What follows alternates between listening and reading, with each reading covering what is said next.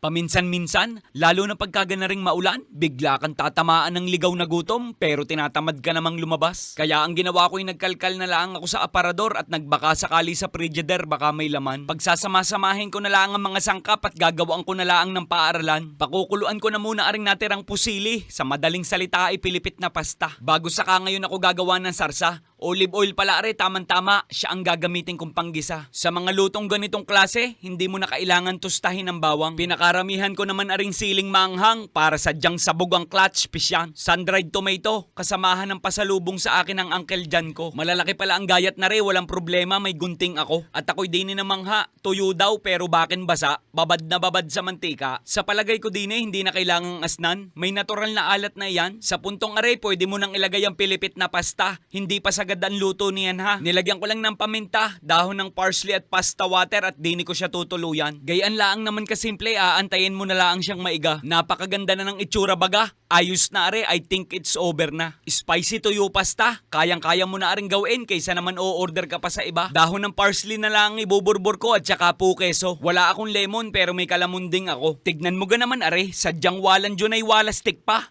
Aanay pa. Ay inang!